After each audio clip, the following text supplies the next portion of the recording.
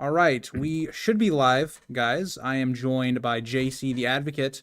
We're going to do a little ranking of the Game of Thrones seasons from season 1 all the way to A Night of the Seven Kingdoms. I don't know if JC will be able to stay for the whole time, depending on how quick we burn through these. But let's not waste any time. Chat, if there's something wrong, like if you can't hear JC that well, or you can't hear me that well, feel free to let us know down in the chat.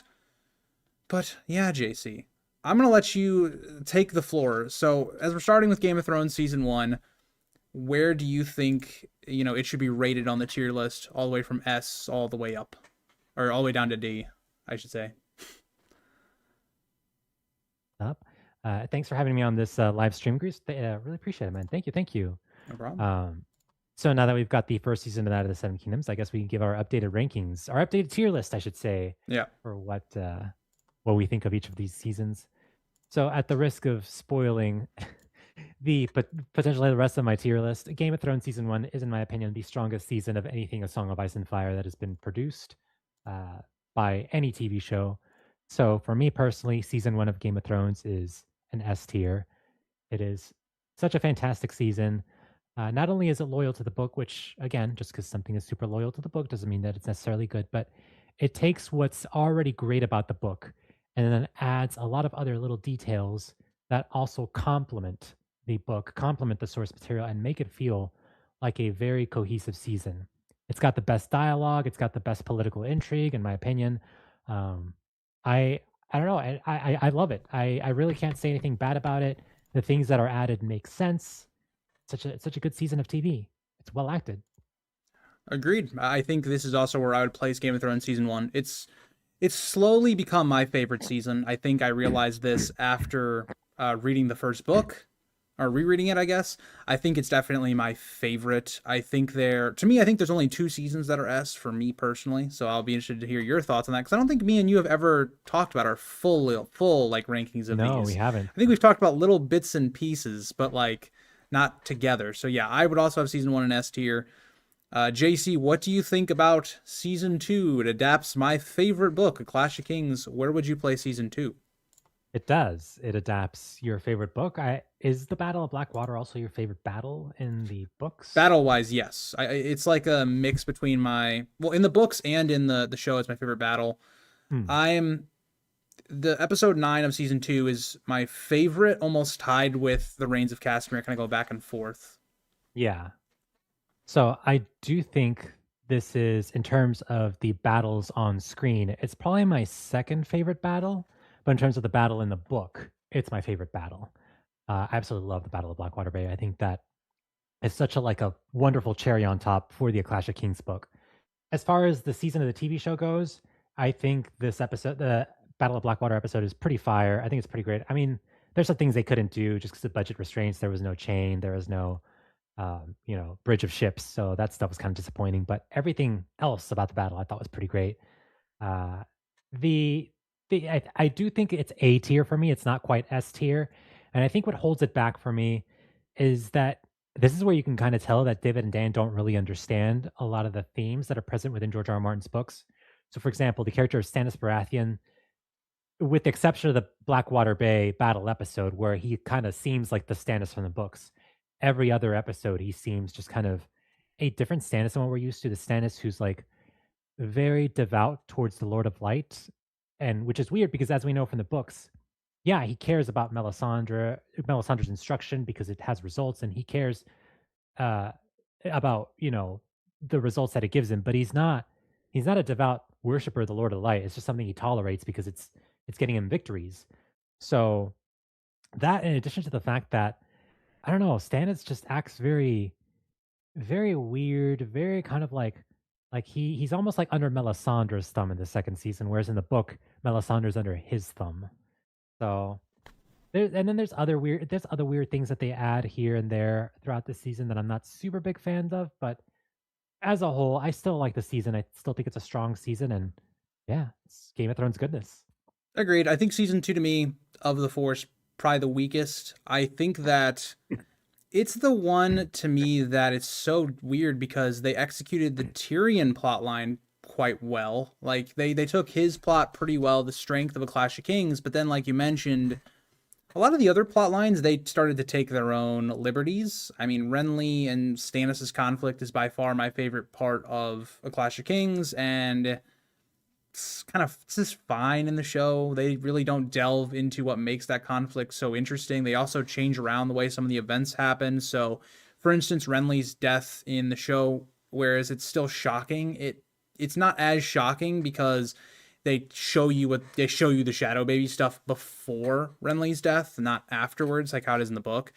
And I think there's just a lot of things that I don't love the adaptation choices.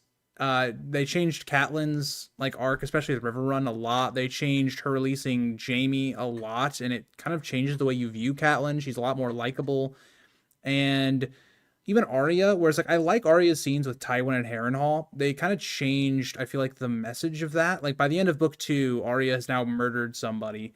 It's supposed to feel like Arya has kind of turned that new leaf. She's kind of going down the wrong path of vengeance and all that kind of stuff. And in the show, they kind of like, I don't know, they almost take it out of her hands. Like they make Jaqen the one that kills everybody at Harrenhal for the most part, and then she escapes.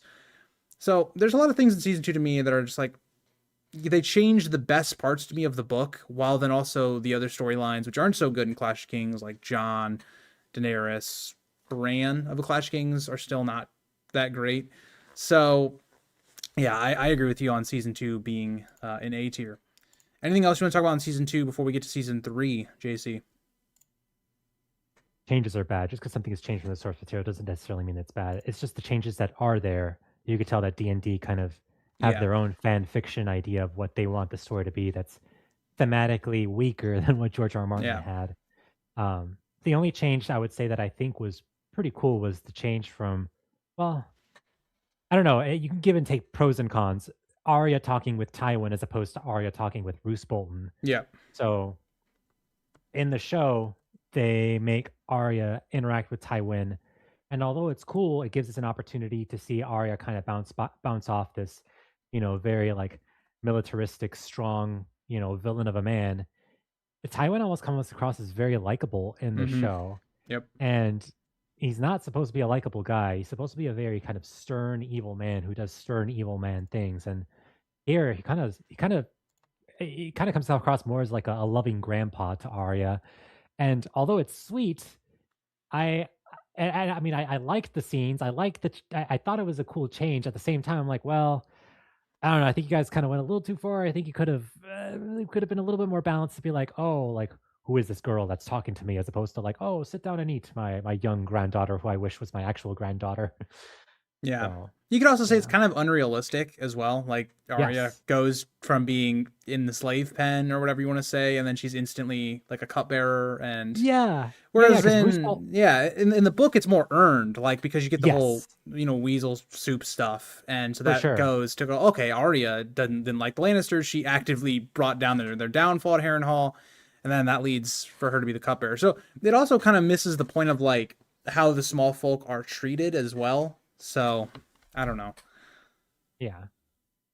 But yeah, let's move on from season 2. JC, what would you say about season 3? So I think, oh, this is weird. This is gonna be. I don't know if I'm gonna come across as just like a like this might be a potential hot take. So I do think season 3. So okay, the Reigns of Castamere. That is like a 10 out of 10 episode in my mind, and maybe not. Okay, when you look at the entire episode as a whole, yeah, maybe not the whole episode isn't this mouth the gape 10 out of 10, but those last 20 to 15 to 20 minutes is just some of the best TV I've ever seen, the best adapted thing I've seen on screen. I think it lifts up the whole episode as a whole. It lifts up the whole season as a whole, to the point that I look back more fondly on season 3, a little bit more than I do on season 2. But I don't know if that means season 3 is a low S tier, like lower than season 1, or if it's a high A tier, higher than season 2. I'm kind of going back and forth on that. Okay, let me talk because it might sway it. So Go that for it. okay, I think season 3. is underrated. Yes, Really? Reigns of Castamere, fantastic, and everybody always thinks about it like that. But let's just go through some of the things that happened in this season. You've got John and Egert's relationship, him with the Wildlings. That plotline, Yes. so refreshing after coming off the second season of John's storyline, just how it is in the Storm of Swords as well.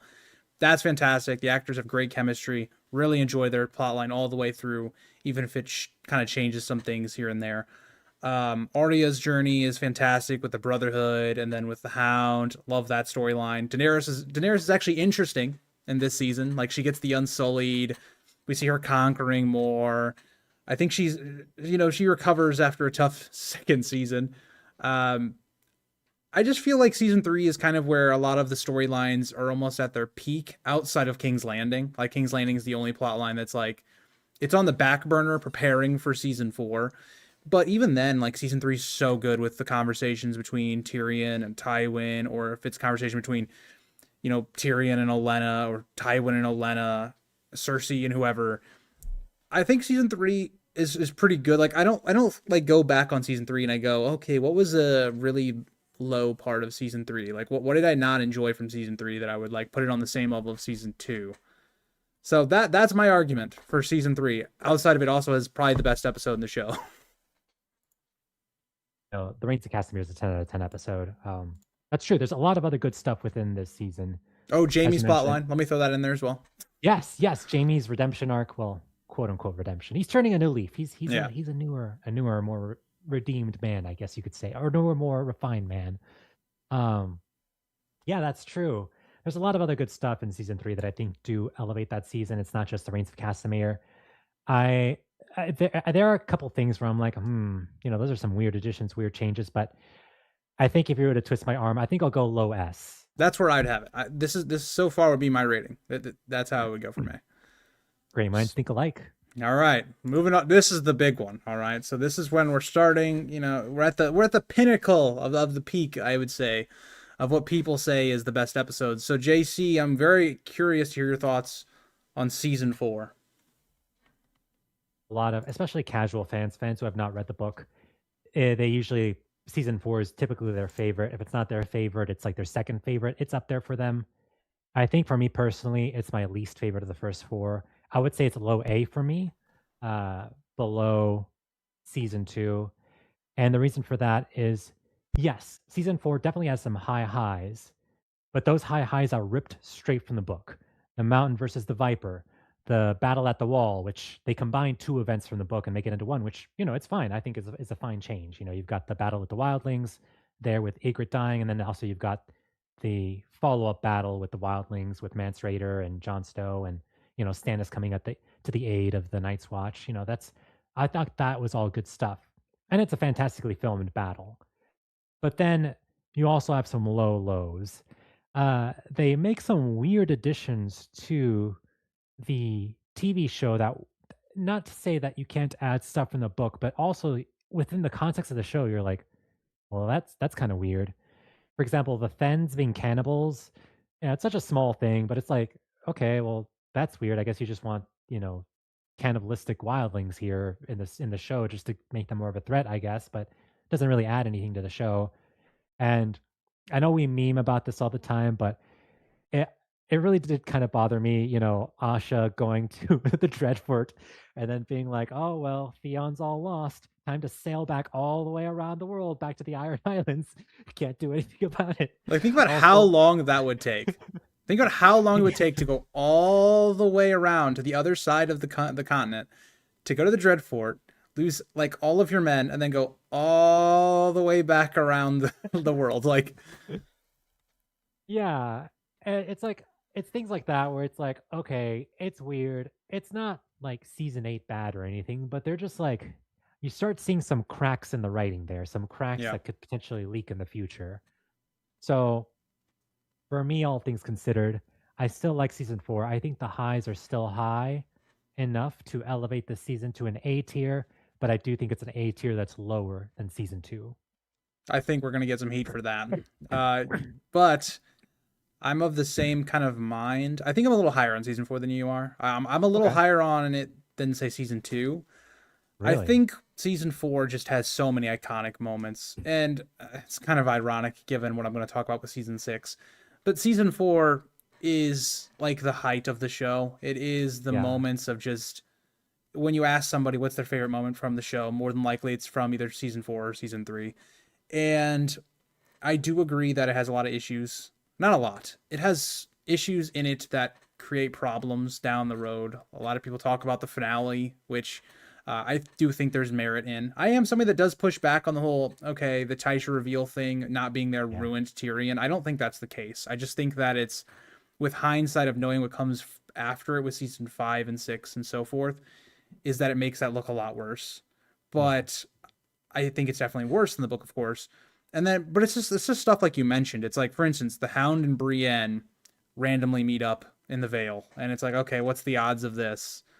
And then it gets worse as season 5 comes because then more crazy stuff happens with somehow Brienne also runs into Sansa. It's like she's a magnet to main characters, and it's just kind of stuff that's like layered throughout there, but you don't notice it that much because even the Asha thing that you mentioned, it's hidden in one of the best moments of the show with Tyrion's trial. So like that moment happens and you're like you don't even remember it because it's like, oh, I'm thinking of Tyrion having, a whole crash out in the middle of the courtroom. Like I'm not thinking about, oh, what just happened with shirtless Ramsay and all that stuff. So, oh man, because I think it's still A. I would definitely put it in A, but I think Yeah. for me it's above season 2. For you, it's below season 2, right? Yes.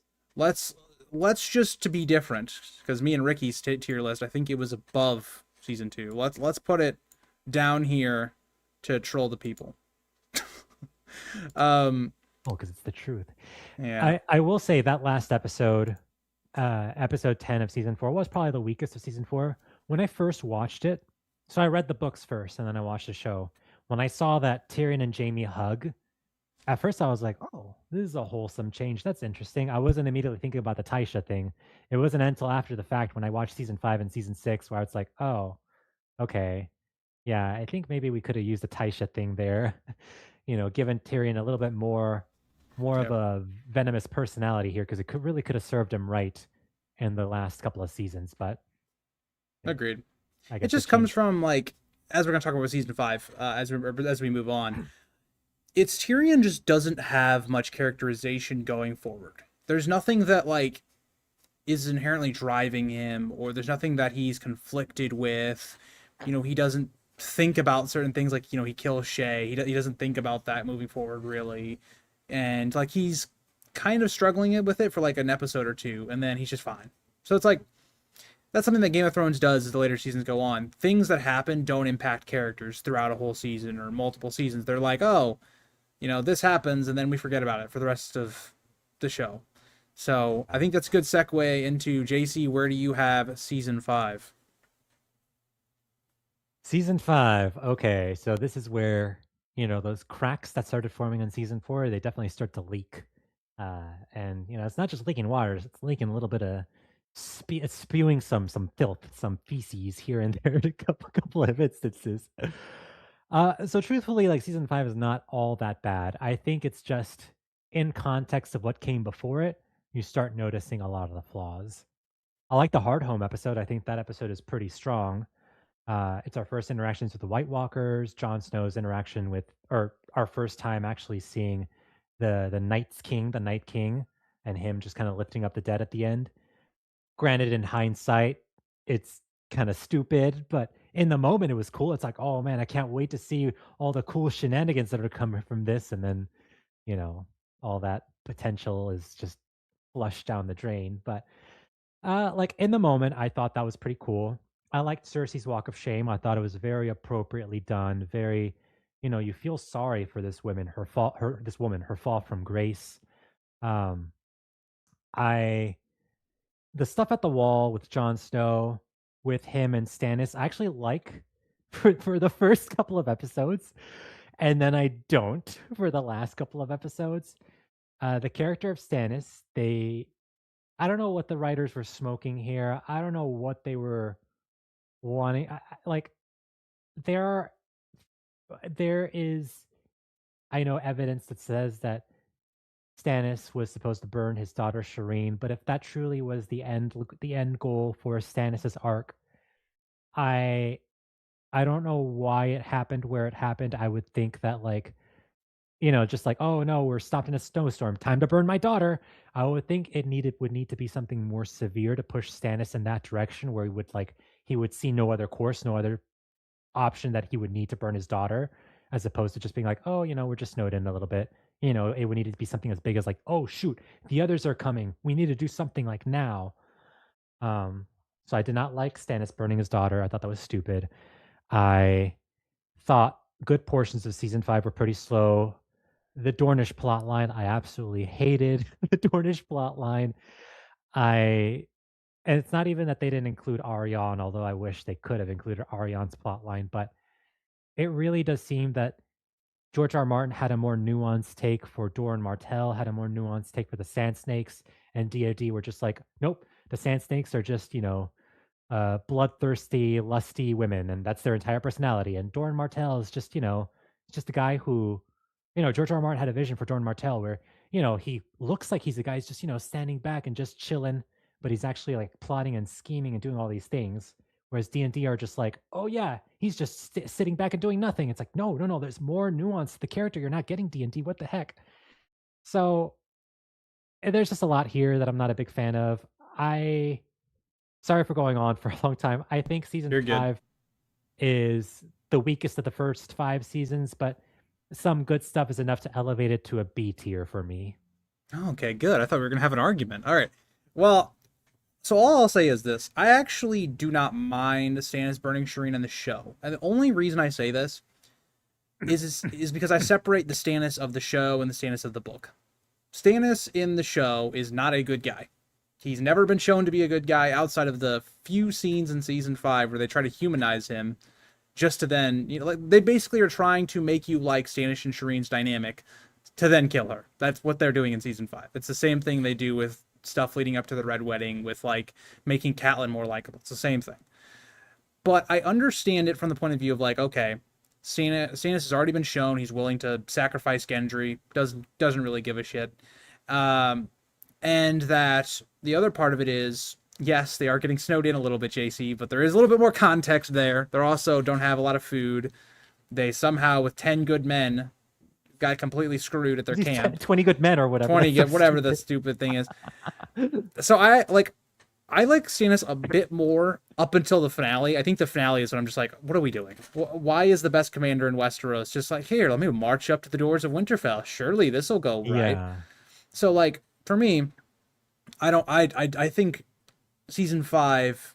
Let me. It's almost, you can almost boil it down into the Stannis plot. Is like season 5 so inconsistent from plot line to plot line, from episode to episode. When I was doing my season 5 retrospective, the biggest thing is depending on what storyline you're following will depend on what the episode is. So like there's certain episodes where you follow Sansa, Dorne, you'll follow like the other bad plot lines in season 5, and it's terrible. But then you'll have an episode where you don't have really any of those plot lines. You have Jon. I think Dany's plot line's pretty good in season 5. You've got like Tyrion, who I think is better. This is a hot take. I think Tyrion, outside of the Young Griff stuff, take out the Young Griff part of Tyrion's journey in the book. I like Tyrion more in the show than in the book, because at least in the show, we're not like spending 15 chapters with Tyrion just walking around. We get to Daenerys and we just get to the point. Like, I don't need to see him, in Volantis for all this stuff. Like, so. But he's just making penis jokes with Varys. It's like, what is this? I don't like that What is aspect. the dialogue? Okay, but like I like that the fact that we don't meander around and we get to Tyrion and Daenerys. That's like Tyrion's best parts of the season. And so I think the thing comes down to is like when D&D were trying to adapt the story, when they actually were adapting the plot lines, like Cersei's, like Jon's, like Stannis, albeit they changed some things, but albeit it's the rough shape of what Stannis's plotline is in the book. They do a good job. It's when they start to like try and craft things or combine things from the book that it just doesn't make any sense. Like they basically character assassinated Sansa in this season. That completely destroyed Dorne. Oh, There's just it's such a mixed bag, and that's why I feel like it's the perfect definition of mid. There's things I love about this season, and it still feels like the last season of Game of Thrones, where there's intelligent conversations happening between characters like, John and Aemon, where we get the whole become a man speech, or that, kill the boy. Like, there's still that essence and skeleton of the book and that witty dialogue in the first 4 seasons. But like when you get into season 5, it's like you can feel it's starting to fall away. Till by the time you get to season 6, I feel like it's not even there anymore. We're in a completely different show. So to me, I agree with you. I think season 5 is B tier. It's the perfect definition of, it's fine. There's things I like about it, things I dislike about it, but it doesn't excel at like anything, in my opinion. I don't know. Beef where Barristan dies for no reason. It's true. Oh, that's another thing that happens this season. I forgot about that. Oh God. Um, let's just move on from that. So this is to me the season I'm very interested to see how you rank, JC. What do you think about the good old season 6? I'm just gonna go ahead and say it. It is weaker than season 5. I think it's still B tier, but it's lower than season 5 on the B tier. Okay, okay. Why would you say that? Because that's a very, very divisive thing to say. It is. I honestly think like people look back fondly on season 6 because of the last 2 episodes. The Battle of the Bastards, which Grace, you and I could just poke holes through all the little plot holes that are. I mean, it's a cool battle. It looks cool, but it's one of those things where it's like all flash. There's some substance there, but it's mainly all flash. And then the Winds of Winter episode, the last episode of season 6, which does have the reveal that Jon Snow is, the son of Lyanna Stark and Rhaegar Targaryen. R plus L equals J. Sorry, N plus A equals J fans. It's just so that reveal is pretty cool. And then also Cersei blowing up the Sept of Baelor, which in the short term, it's like whoa, this is pretty cool. It's like whoa, Cersei used the wildfire to blow up the Sept. The aftermath is, non-existent, but at the time, that episode was pretty cool. So people look back on it fondly, those moments fondly. But then you've got so much other just meandering around the plot where you could tell they're really stretching this out in order just to get to those last 2 episodes. Like, how can we stretch out these first 8 episodes just to fill time so that we can get to those climactic moments at the end? So they're like, all right, and then also it just feels like they're just killing characters for no reason. It's like, oh, let's kill Doran Martell because haha, it's Game of Thrones if you don't expect this death. And like, oh, let's kill Trystane Martell because yeah, the Sand Snakes are unlikable, lusty, bloodthirsty people. Kill them, and also kill Myrcella for no reason. Yeah, it's just like, I don't know. It's just a bunch of more. It's more meandering around. It's more like stuff the writers just kind of throwing at the wall to see what sticks. Really only held up by those last 2 episodes. All right, JC. There's a reason I did like 3 or 4 streams on this season. Okay. Mm-hmm. This season, say what you want about season 5.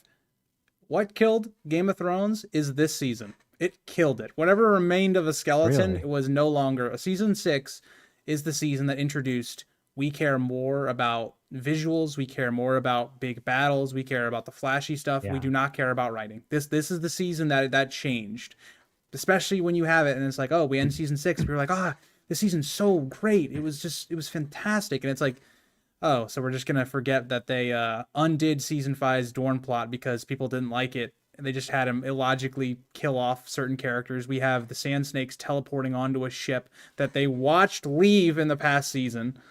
We have Euron Greyjoy making dick jokes and completely just being irrelevant and such a terrible villain in the show.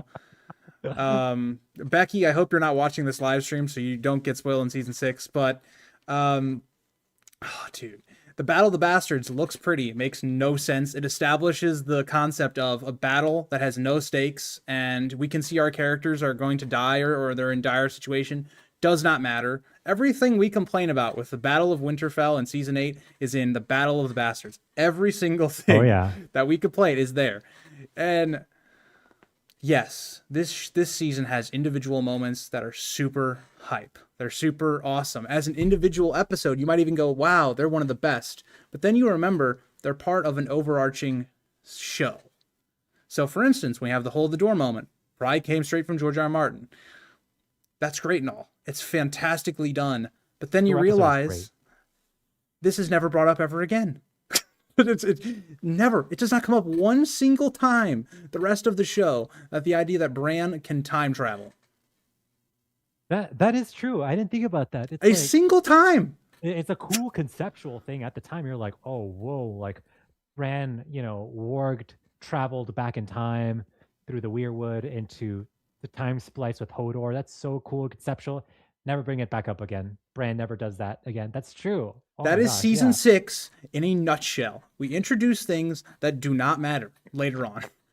Jon Snow's parentage, fantastic reveal for book fans and people that were theorizing about it. It was awesome. Doesn't go anywhere. Jon's parentage does not matter whatsoever to this show, so that Yeah. doesn't matter. Cersei blowing the sept up does not matter. It kills off characters. It's just to get them out of the plot so that Cersei can be our villain for season 7. No, but it's none of the small folk. It just that's all season 6 is. It's just Jon Snow comes back from the dead. He thinks about it for an episode, never brought up again. It's just like joked at by Davos in the next season. Like season 6, at least season 5, like I feel like, okay, I'm in the book, at least some parts. Some episodes I'm like, okay, I can feel it. I can feel Game of Thrones, and then it's just bad in others. But season 6 is just Arya gets stabbed Oh yeah. multiple times, goes into the poo water, doesn't get diseases or anything, walks around for an entire episode, walks and runs around, and then kills the waif off screen somehow, then threatens Jaqen, and then just leaves, and then literally teleports and kills Walder Frey. Just like, I don't have positive things to say about season 6. Cersei's plot line is great, and there's good individual moments. Every other plot line, I have distaste for. So, Anything that JC, looks cool, but it has no logic. yeah, it has. This is a season of no substance. It's a TikTok season. It is the excuse for why we got season 7 and season 8. This is the excuse for why we got it. Because they were like, oh, the audience is stupid. Just throw in some dragons and throw them some battles, and they'll be happy. Yeah. And then that didn't end up being the case. So where would you have it? I would have it C. After all that whole yap fest, there are good things about season 6. I just think it's very overhyped, and so that's why I'm overly hateful towards it. Like I see on regularly when I see on social media, people say like ranking their seasons. Season 6 is consistently like top 4, and I'm just like, your brain is not functioning. I'm sorry. If you like season 6 more than some of the other seasons and you've rewatched them, I just don't get it. I don't get it. I think in the short term, like when you're watching it for the first time and you don't yet have the follow up, like it's cool. Like this is like, oh, like Cersei just blew up the sept. Like surely there's gonna be follow up to this, but in the moment it's like, oh, that's cool. Or like, oh, like, Arya is, a faceless person and she killed Walder Frey. She kills Walder Frey. Yeah. She she kills the killed. rest of the Yeah, Frey, yeah. Mm-hmm. At the the start Frey of season families in 7. season 7. Yeah. It's like, oh, it's so cool. Like, oh my gosh. Or like, the Battle of the Bastards. It's like, oh, this is so cool. What's gonna happen from here on out? But then you see the follow up, and it immediately makes your enjoyment of season 6 less than what it was when you first watched it. No, 100%. It's definitely hindsight, and like because let's use Becky as an example. She's rewatching the seasons right now. Yeah, she's or not rewatching. She's watching them. She's watching them for the first time. But like I was kind of like how Becky was. Like I was like, oh wow, like there's a lot of boring stuff that happens, but it's like, oh, there's these big moments. It's not like until I rewatched the season or I thought about it after we'd finally gotten through the finale and been like, oh, you know what? Some of these things were kind of a waste of time. But yeah, so I would personally put this top of C, but if you want, we can put it bottom of B for now and just like revisit it at some point. Distant man in his own home. So I think Papa Khan, you've convinced me. I think we'll go C plus. Okay, we'll put it top of C for now, and then we'll revisit. All right, I feel like we're not going to spend a whole lot of time on season 7 and 8 because they're season 7 and 8. But JC, where would you put season 7? Again, this is one of those things where in the moment you're like, oh, the loot train episode, which is a cool battle, I guess. You're like, oh, that's so cool. Or like, oh, the Night King takes a dragon and he claims it as his own and burns down the wall in order to let the others cross through. In the moment on a first watch, you're like, holy shit, this is awesome. Like, what's gonna happen next? But then hindsight, you're like, well, shit's gonna happen next. That's what's gonna happen. The the whole plot line with everyone kind of banding together and going north of the wall to grab a walker and bring the walker, or not a walker, yeah, White Walker back to Cersei to try to convince Cersei that these White Walkers are an actual threat. I think it's incredibly stupid for millions of reasons. I can't believe everyone was like, yes, let's all just go to the most dangerous place on earth. No one has a disagreement about this whatsoever. Let's collect this White Walker, this one White Walker amongst all these White Walkers. Surely no one's going to die on this mad quest. Bring it back and try to convince the one irrational person on this planet that she should rationalize this and try to do something about it. Like, there's so many things that are like red flags and no one brings them up, and everyone's just like, no, it's perfectly a-okay plan, let's go ahead and do it. It's so stupid. um so I I don't know if C minus or D. I think in the moment it was C minus, but in hindsight I'll go D plus. Okay, I want to address a comment real quick before I get my thoughts on season 7. Uh, Simon, I'm assuming is your name, says, "How is it season 6's fault if later seasons didn't do stuff with things set up by season 6? Isn't that actually a 7 or season 7 and season 8 problem?" It totally is part of the problems of season 7 and season 8.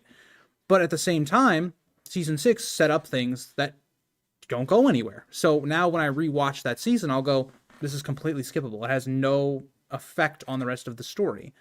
So yeah, a part of it is that it didn't go anywhere. It'd be like, for instance, it'd be like if season 2 was developing all this stuff for season 3 and then it went nowhere. Well, we'd look even worse on season 2 because it didn't go anywhere in season 3. Like, yeah, it'd still be a negative of season 3, but it's still a negative of the prior season because it didn't go anywhere. So I think that would be my argument. But yeah. So season 7, getting back to the current conversation, I don't really have much to say positively about season 7. I think this was the first season I watched live that I was like, okay, yeah, this show's starting to decline in quality because Yeah. a lot of things just didn't make any sense, and it felt like D&D had basically a couple objectives that this season need to accomplish.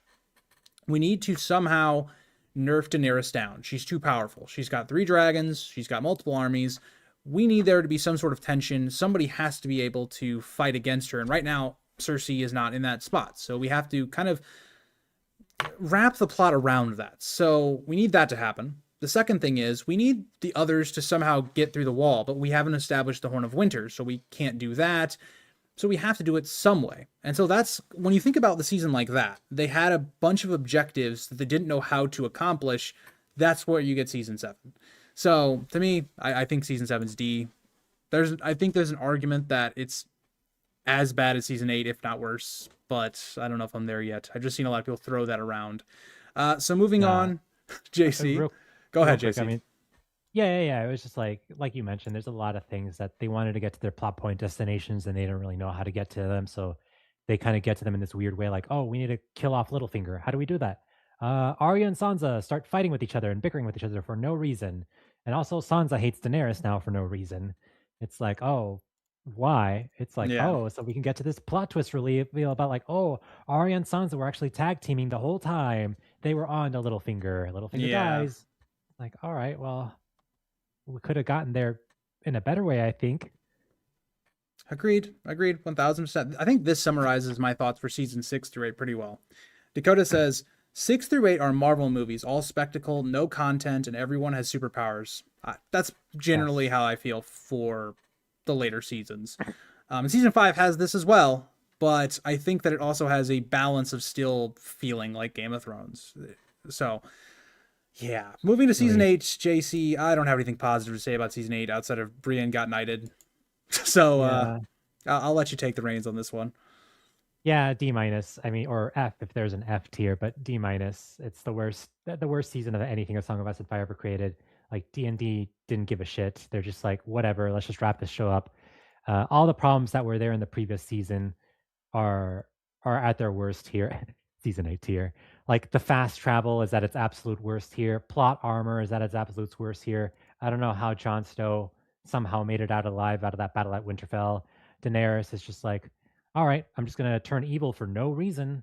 It's like, well, yes, you could say that there were seeds there planted, but D&D could have planted even more seeds, could have let those seeds blossom further in order to show Daenerys going mad and being like, "All right, time to burn down the city, I guess," and become this like, now I'm just a villain who wants to like liberate all of Westeros and bring them to their knees. It's like, all right, well, you know, it's a cool plot twist, but it kind of came out of nowhere. I feel like you could have, sprinkled in some more seeds there at the end to show that Daenerys is kind of beginning to crack. And then obviously, Euron, Crow's Eye Greyjoy, his his entire plot these last couple of seasons, just him being a crazy man who never really felt like he belonged in the show, just being like, oh, all of a sudden he appears out of nowhere and is now going to fight Jaime Lannister. It's like, all right, I guess. And like, oh, look, Gregor Clegane is fighting Sandor Clegane as a dragon is flying overhead. Oh, look how cool it looks. It's like, it looks cool, but okay, I guess. I don't know. Yeah. Yeah. It's like, oh, and Bran is gonna be king. I'm like, what? Why? I mean, I'm pretty sure that was a plot point by George R. R. Martin, but similar to the Daenerys kind of becoming Darth Vader there at the end, I feel like we could have built this up as well. Be like, oh, hey, Bran, I never wanted to be a lord of anything. So why do you think I came all this way to be king? It's like, well, what the hell? It's like a king is more than a lord. If you don't want to be a lord, then you don't want to be a king. I It's so mean, stupid. they just as easily could have just had Bran do anything. Like literally Yeah, anything the whole season. And like just prove that like, oh, he had some sort of power, he was useful. He does nothing. Nothing. he does indeed do He's nothing. just Yeah, literally a plot device. Whenever D&D needs something, like, Bran can exposit something, and then we'll just have him sit here. That's it. yeah, and So not time travel.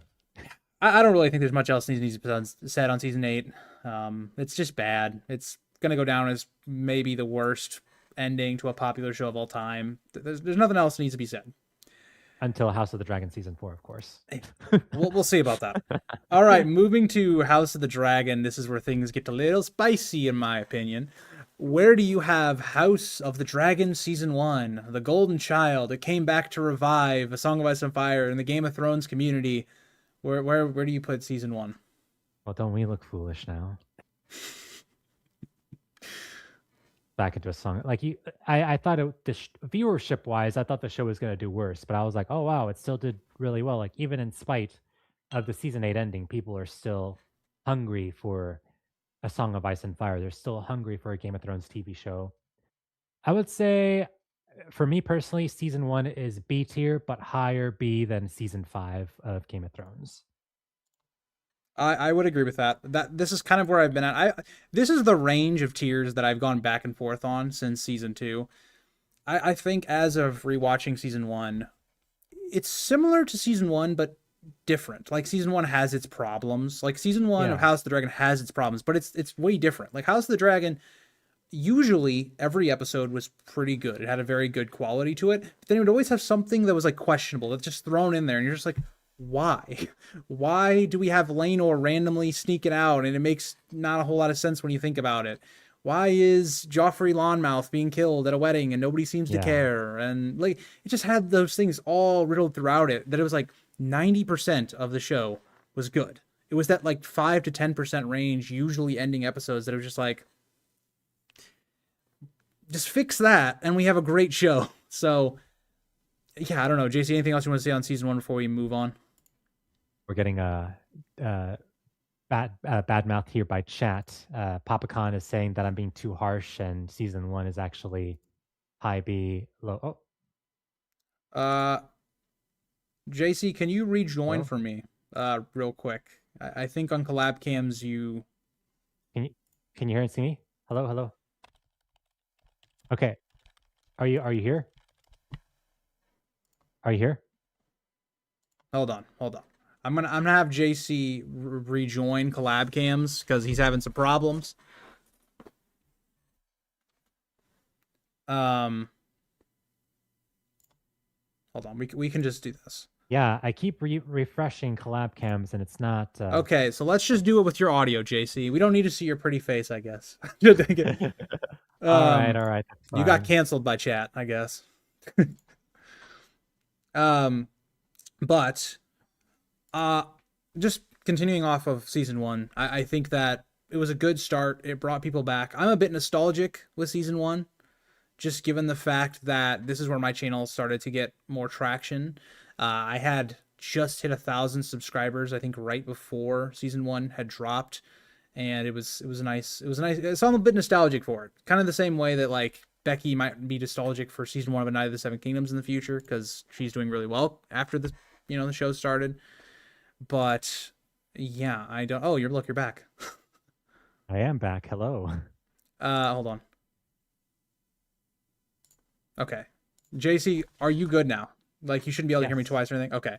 Yes. By the way, Anything else you want to say on? Oh, go ahead. Go I just ahead. realized I've been coughing the whole time and I wasn't putting on a mute, and I'm so sorry. You're good. You're good. It's not that bad. Go ahead and talk about season one if you have anything else you want to talk about before we get to season two. Yeah, I agree with you. A lot of the great moments are still there. There's some questionable moments, Joffrey Lonmouth being punched out by Kristen Cole and being killed off. And then in addition to that, just all the time skips really did kind of kill the pacing Yeah. a little bit. But the good stuff that was there was still really good. I'm still amazed that Ryan Condal, say what you will about him, he took one paragraph about Viserys, mourning the death of Queen Emma and, Queen Emma having this, birth that killed her, and then transforming it into a super powerful scene with that cesarean section, the C-section, where they, get that baby out of Queen Emma and kills Queen Emma, and it was Viserys' decision to have that C-section. I thought that was a very powerful, well done scene. A lot of beautiful acting.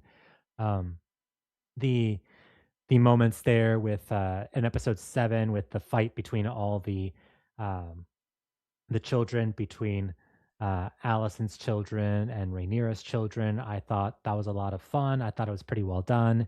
The character of Viserys was just S tier Fantastic. throughout. Yeah, absolutely amazing actor, absolutely amazing character. Him walking down to the Iron Throne to sit himself on the Iron Throne, having that last meal with his kids, last meal with his family. And even the last episode, what with crazy one-eyed Aemon flying around in the sky chasing after Lucerys, even though they made a change about how, in the book, Aemond intentionally killed Lucerys with his dragon Vagar, as opposed to in the show, it was more of an accident. I still thought that was a really cool moment. So there's just a lot of cool stuff, a lot of great writing here that unfortunately is interrupted by some questionable writing decisions, but I think it's still enough for me to give it a B plus. Yeah, I just think it's so frustrating because season one did all the hard work. It did all the time skips. It was the setup season. There's a reason that when we finished season one of House of the Dragon, it was talked about similar to A Night of the Seven Kingdoms season one. Because of season two, a lot of people forget when we finished House of the Dragon season one, people loved the show. It had definitely brought people back into the Game of Thrones community and all that kind of stuff. And it wasn't getting like by the critics reviewed as highly as A Night of the Seven Kingdoms is, but it had that like there was very rare discourse of like, oh, House of the Dragon was like not that good or anything like that. Like I would see like, a couple outliers and streams and stuff like that, but for the most part, people had the common opinion. The show was a great start for this new television show. It had a ton of pressure on it following season 8, and I look back on it fairly fondly, albeit I look like an idiot because I was really like sold on season 2 was just going to be fantastic just based on how season 1 started. And that gets us to season 2. So, JC, you start. Go ahead. What do you think about House of the Dragon season 2 on this list? I've struggled on where to put it in the past. I think for me, it is. Shoot. I don't know. This is a tough one to me. This is very tough. So it's C tier for me. I just don't know if it's worse than season 6 or slightly better than season 6. There's certainly good stuff here, particularly in the first 4 episodes of season 2, where I would say that, like, oh, wow, the acting is really great. I keep thinking about that scene where Otto Hightower gets removed from his hand of the king position and Aegon gives it to Kristen Cole. I thought that entire episode, there was no battle, but there didn't need to be a battle. There's a lot of story that was dripping with so much themes. Um, the first episode, what with Rhaenyra crying over the death, recovering the body of Lucerys and crying over the death of her son Lucerys, and then her and Jacaerys just embracing in a hug as they're crying over Lucerys. I thought that was really well done. A lot of great stuff. But then you have some other things where, even within the first 4 episodes, like Blood and Cheese, where it didn't really live up to the expectations of the book. In fact, it was worse than the book. Oh yeah. They added all this weird stuff about like, oh, like I get the show version of Helena's supposed to be neurodivergent, she's supposed to be autistic, but at the same time, it's like her non-reaction just really took me out from that scene. In addition to her kind of running in on Kristen and Alicent and like, oh ha ha ha, Kristen and Alicent are sleeping with each other, kind of detracting from this very powerful scene of a child being murdered in the castle, that kind of stuff. And then of course, obviously, Mailer being removed, but um and then also just Rhaenyra and Alicent consistently showing up at each other's house and, no one catching them, no one seeing that. How does that make sense? That is like the Red Keep of King's Landing is one of the most like, like most well-guarded places on in Westeros and Planetos. How is it that Rhaenyra just manages to sneak into the Sept and no one notices her? She just wears like a hood, like a cowl, and it's like, oh, she's disappeared. She's invisible. I can't see her. Where's Rhaenyra? And same thing with Alicent showing up there at the end at Dragonstone, and then also, Alicent being like, "Oh yeah, kill my kids, Rhaenyra." Not like I've shown in the past that I actually gave a shit about them because I did, but now I don't anymore for some reason. Yeah. JC, this is what's even worse. Okay, upon rewatching season 2, she literally sits in bed with Aegon and is like, you can tell like she's regretting maybe some of her parenting style, Yeah. stuff like that. Literally, I don't know if it's an episode before or 2 episodes before, she just goes, "Oh yeah, Rhaenyra, just do your thing."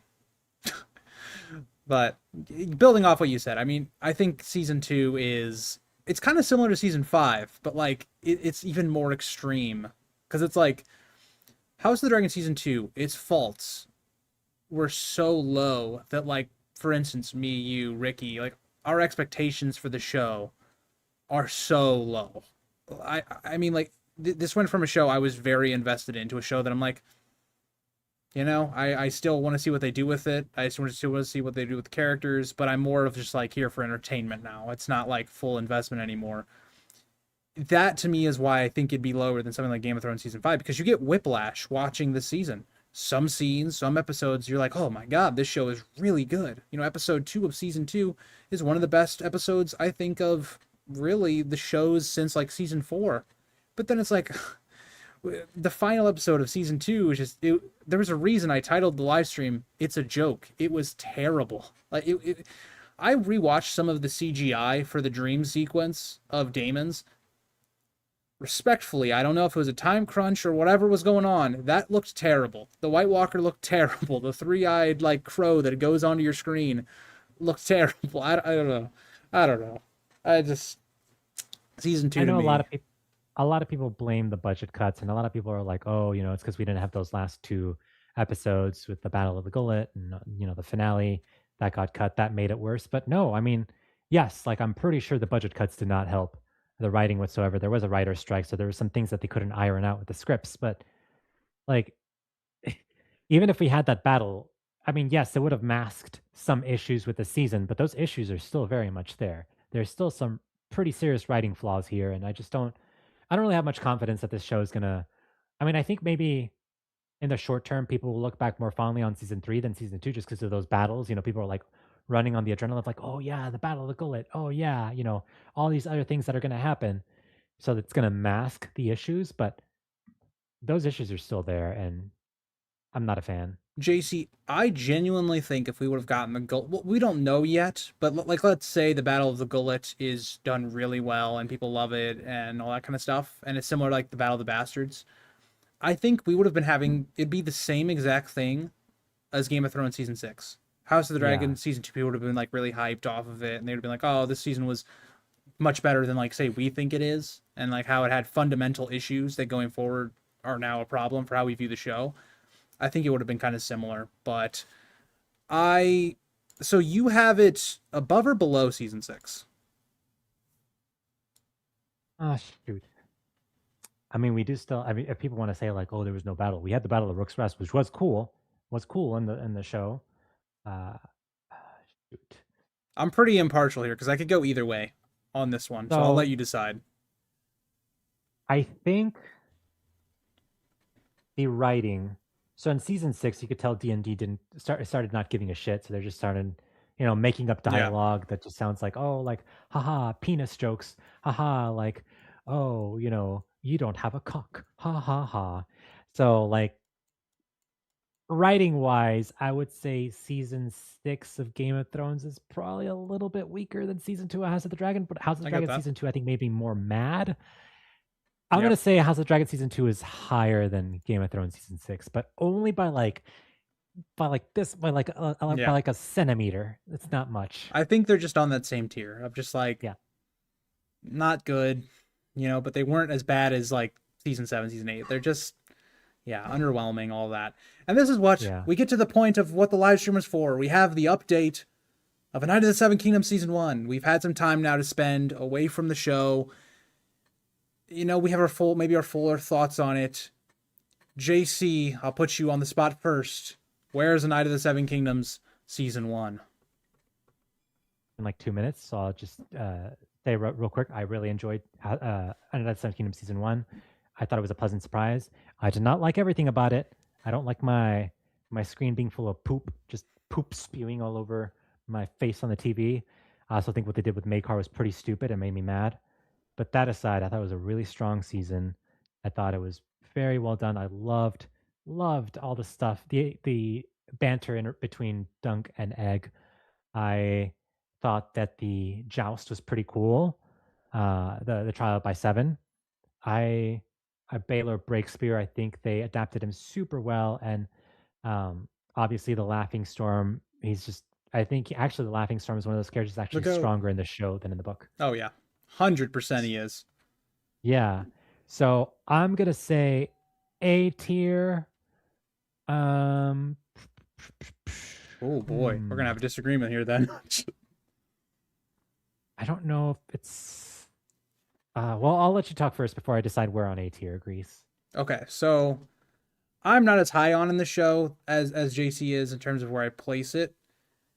I have it probably in B tier between season 1 of House of the Dragon and then Game of Thrones season 5.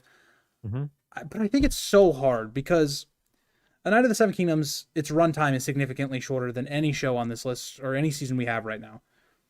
So it's so difficult because I think A Night of the Seven Kingdoms is similar to House of the Dragon, where it's like I come out of the episodes and I thought they were for the most part very well written, but there was always usually like one or two things where I was like, okay, whether it was the first 2 episodes, the pacing is so slow. Yeah. It's if you're not Uh, invested to these characters before, it's go ahead, JC. What were you gonna say? I gotta go, Grease. I'm so sorry. You are good. Thank you for Thank you. stopping in and making this more enjoyable. And I everybody care check out about what you JC's say. I'm channel. sorry. I'm No, sorry. you're I good. gotta go. You're good. I will see you later, JC. Bye. All right, continuing the discussion. So for me, I think A Night of the Seven Kingdoms was definitely a good start. I think it's very similar to House of the Dragon season 1. There are things I really liked about the season. There are things that I was not as keen on, like JC mentioned, the Makar change. And I just think the comedy was hit or miss. I think the pacing for the show was at times a little jarring. We kind of forget because of how the season ended, episode 4, 5, 6, that this show had quite a bit of pacing problems. We didn't really have a lot of tension or I would say even a focus really until episode 3, which is halfway through the season at that point. I think that the episode definitely had its strengths. I think it did a really good job of telling the story of the first novella.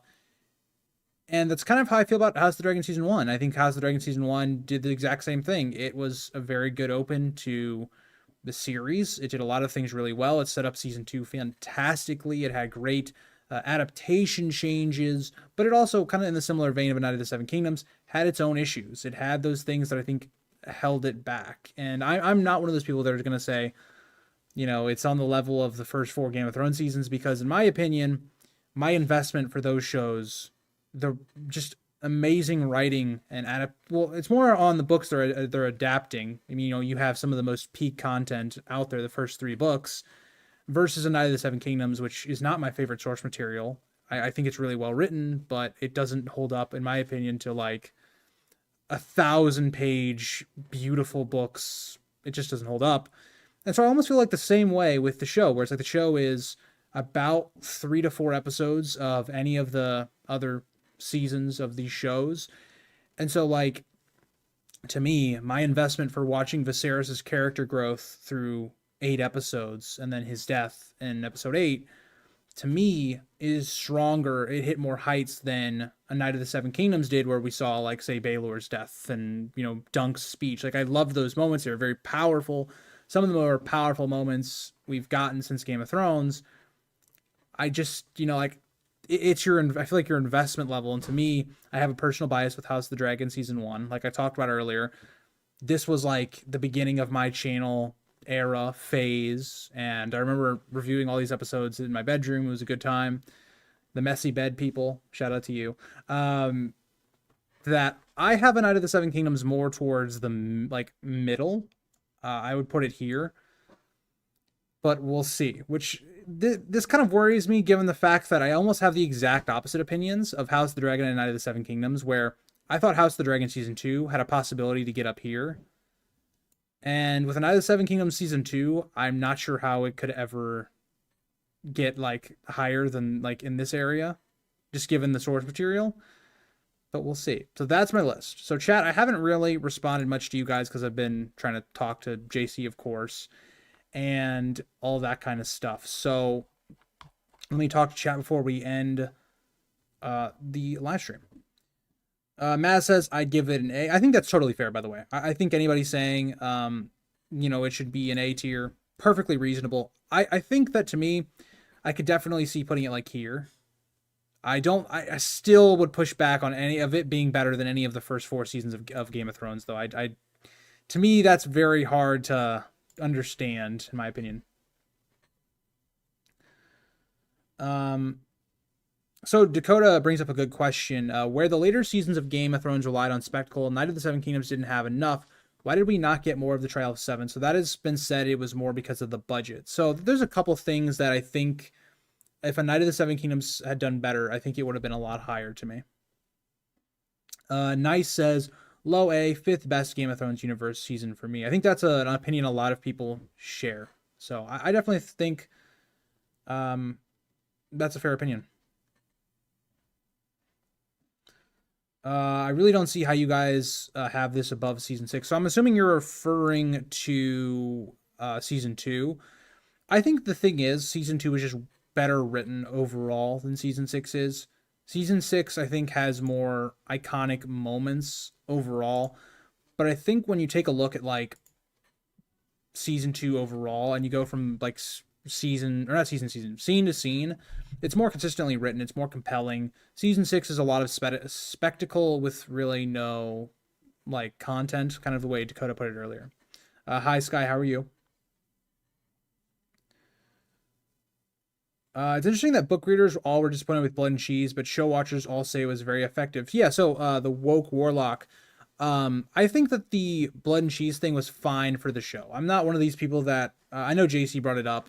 I'm not somebody that really like has this big opinion about Blood and Cheese in the show. I think that yes, it's worse than it is in the book, but I think it was fine. It got the point across that the show needed to have. I just think it probably will have ripple effects, like kind of what George says. So I'm not one of those people that's like super annoyed by Blood and Cheese, but I do think it was disappointing. Hi, Efrent, how are you? The woke warlock, what is George going to do if House of the Dragon and A Night of the Seven Kingdoms both drop the ball like Game of Thrones? That would actually be tragic. So we've already seen him kind of crash out about House of the Dragon. So if A Night of the Seven Kingdoms goes the same way, it might be a little tough.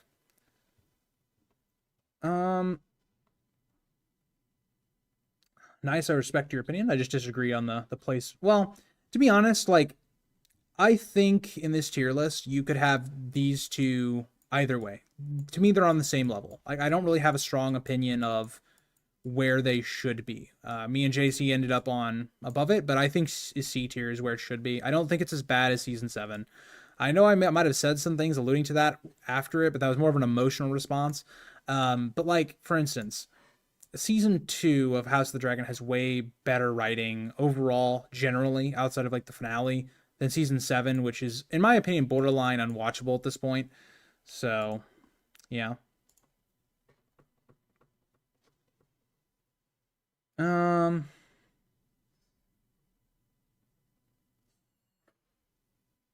all right. I kind of went back far enough to where I don't even know what's going on. So, okay. Uh, JC got a booty call. He may have. He may have. We know. Well, I guess we'll never know. I did keep him way longer than I was planning to because we recorded a video directly before this, so you'll see that in a little while. It won't come out for a while, but yeah. And then I was kind of like, oh, you want to stay for the stream? And he was like, yeah, I can. And for my time, said he was supposed to only stay for 5:30. He stayed till about 6. So yeah, we appreciate that. Hi Zaz, how are you? The worst thing about Eric moving his setup to the basement is that our chances of seeing a shirtless Grease again went way down. Yeah. Shout out to so backstory about that. I turned my stream on, or I was doing a stream and I forgot to turn it off, and like I think I took my shirt off or something like that, and then I realized like the stream was over, but yeah, or the stream was not actually over. So we excited for Warehouse of the Dragon season 3 ranks. If you want me to be honest, I think my honest thoughts are I think it's likely season 3 will be higher than season 2. I could see it being on the same tier, but just higher than season 2. That would be my guess. Um, if it's lower than that, boy, we're gonna have a problem. But that's where I would expect it. It really they'd have to do a miracle, but I could see it ending up like here as well. But I think as of right now, highest it's probably gonna get is like high C tier. All right, guys, thank you for coming in to the stream. And yeah, I had a fun time talking with JC. I know I didn't really get to talk to you guys that much, but I hope you all enjoyed the stream. But yeah, Dakota says, I think season 3 is make or break for House of the Dragon going forward. I think for the casual audience, it definitely is. For me, it's kind of like, I'm already impartial to it, but yeah. Yeah, Maz, that's what I was referring to, the one stream that I kind of left it on and all that. But yeah, thank you guys for stopping in. Hope you all enjoyed the stream. Hope you all guys, I hope you guys enjoy the videos this week as well. And I'll see you guys all in the next one.